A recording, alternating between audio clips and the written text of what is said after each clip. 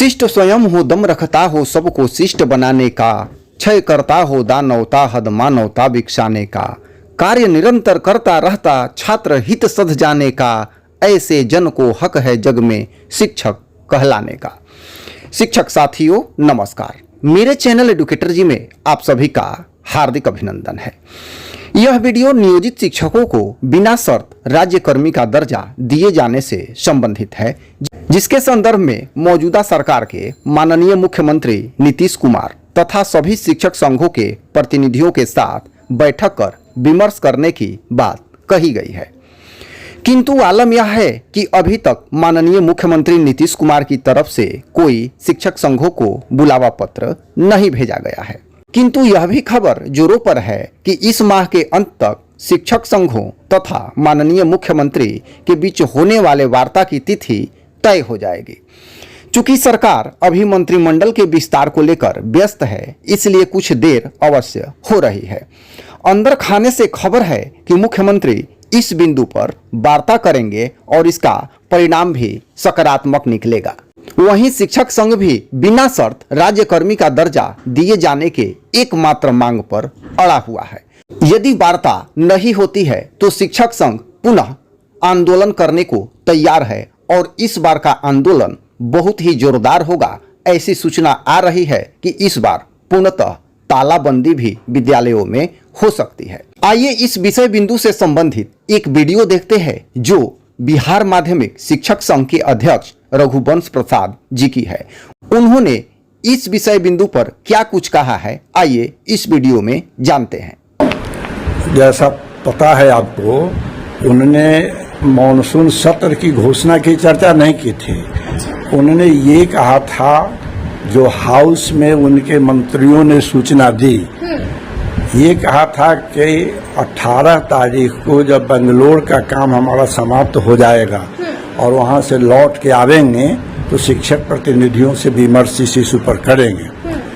मगर तब से अब तक हम लोग राह देख रहे हैं, इंतजार कर रहे हैं कि अभी तक कोई सूचना प्राप्त नहीं है।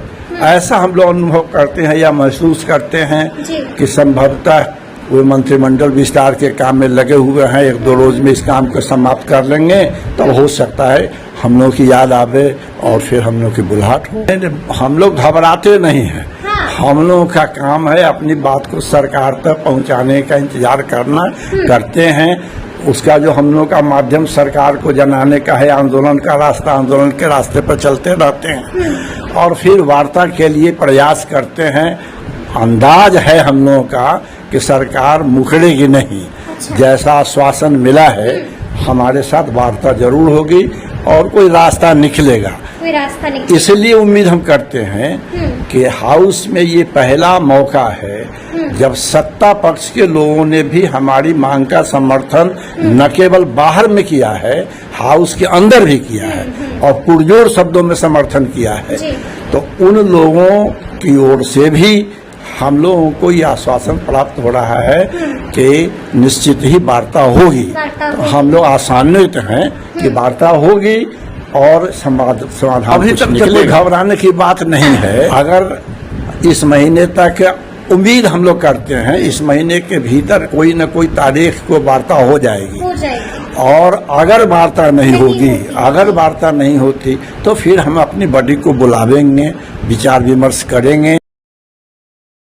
और आगे जो हमारी कार्रवाई होने को होगी हम उसके संबंध में निर्णय लेंगे। जैसे पहले भी कहा कि इस महीने तक इंतजार जरूर करेंगे और उसके बाद हम अपनी बॉडी को, कार्यकारिणी को बुलावेंगे, आगे की राह हम तय। संघर्ष का रास्ता कभी बंद नहीं होता है और बिहार माध्यमिक शिक्षक संघ अपनी मांग के लिए, अपने हक के लिए संघर्ष के रास्ते पर ही चलता रहा है।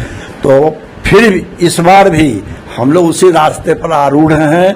अगर नहीं वार्ता होगी, अगर कोई रास्ता नहीं निकलेगा तो जो संघर्ष का हमारा तौर तरीका है, हम निश्चित इससे भी बड़ा आंदोलन के बारे में आंदोलन के निर्णय। बिहार माध्यमिक शिक्षक संघ कोई नया आंदोलन नहीं कर रहा है, इसका बरसों का इतिहास है। 100 बरस का पहली बार नहीं आए हैं।